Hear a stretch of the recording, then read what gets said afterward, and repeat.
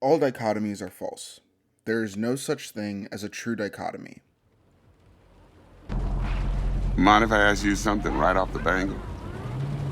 Would you rather live in pieces, Mr. Nobody, die ripe, old, and smelling slightly of urine, or go down for all times in a blaze of glory, smelling near like posies, without seeing your 30th?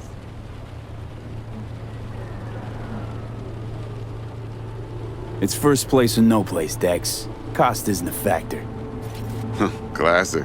I'd expect nothing less from eager, supple youth. Respect. This theme represents the driving theme in Cyberpunk 2077 and sets the tone for events to take place throughout the rest of the game. Quiet life or blaze of glory. The typical hero's journey demands the protagonist choose to go down the blaze of glory, as they often suffer major consequences for refusing to seize the day and become the legend fate commands they become. This brings us to the dragon. 本物の極道ってのは多分あんたみたいな男なんだろう。それでも俺は半端もんなりの意地最後まで貫かせてもらう。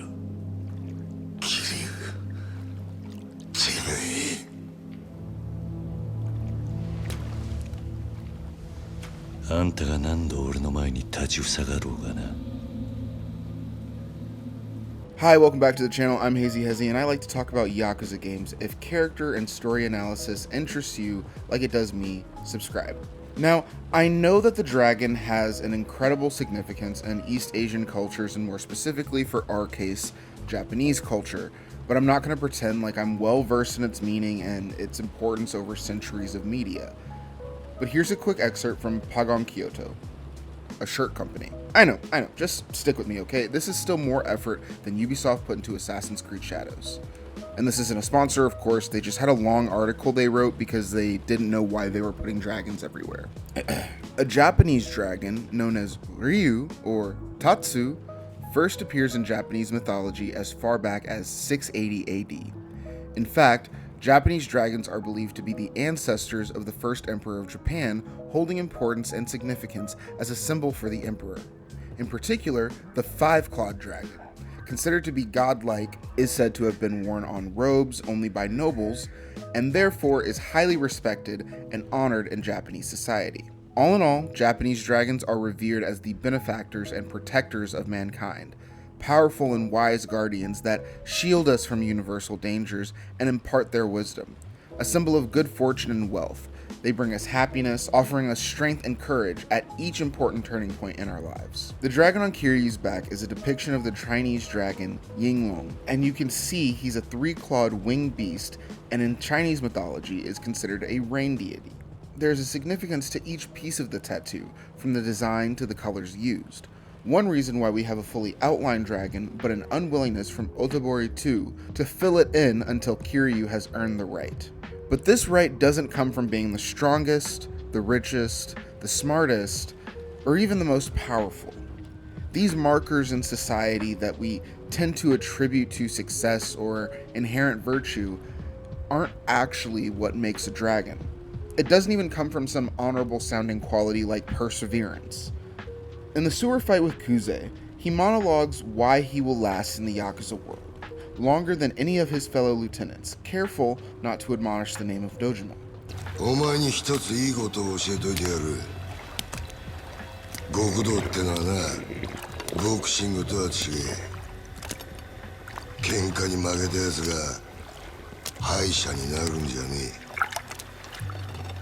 最後まで張り続けらんなかったやつが負けるんだよ。ああ？そうだろうが。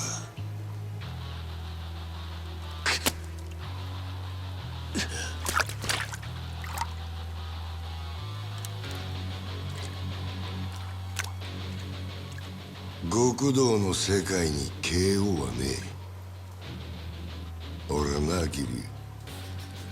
指の一本や二本なくそうが、阿波野や渋沢に頭取られようが、そんなことは構えしねえんだ。命ある限り何度でも這い上がってやる。だからよ、てめえみたいな半端もんが一番許せねえんだよ。死ねえボケ！ But despite all this, Kuze isn't a dragon. I believe this is because Kuze is inextricably tied to the Yakuza as an institution. He extols and cherishes the good, but is unwilling or incapable of separating himself from the bad. What Kuze and Kiryu both possess in spades, however, is conviction. We see this bear out in Kuze's speech. Kiryu's decision to leave Kuze alive and Kiryu's decision not to side with Awano after leaving Kuze to limp out of the sewers. Do you think that he went back to Debula, or did he keep going to the strip club? Debate in the chat. And how did he get in the bike in the sewer to begin with? This seemed like a very complicated plan to attack a man underground. Anyway, the theme of betrayal runs through the entire series, but in Yakuza 0, Kiryu has his life put on the line again and again, all in the hopes that he will betray the people around him. Kazuma, Nishiki, Tachibana, Oda, even himself. And it's through this adversity that the dragon is born, specifically in this scene right here.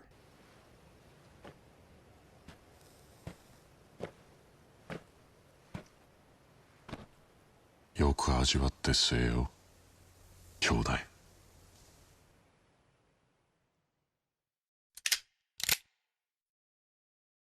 そいつがお前の。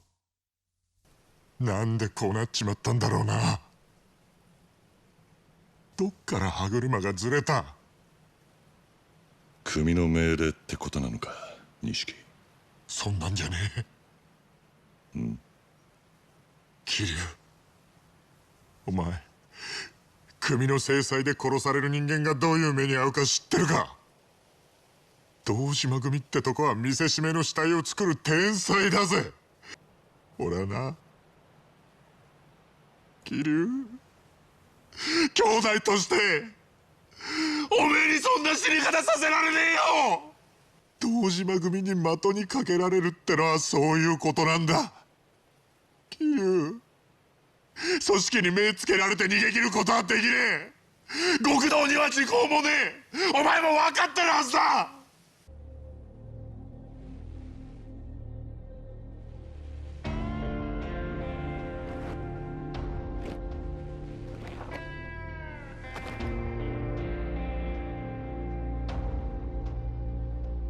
すまねえ兄弟。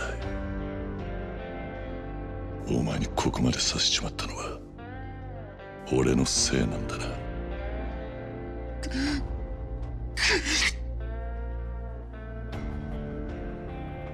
兄弟、頼みがある。俺をここで弾いたら俺の首を手柄にしていつか組でてっぺん取ってくれ。約束してくれ。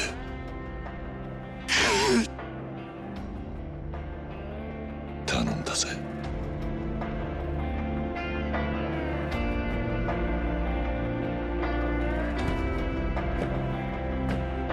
なんだよ、こっちみんな見んじゃねえよ桐生。頼むから。情けねえこと言うんじゃねえ。そんなんじゃてっぺん取れねえぞ。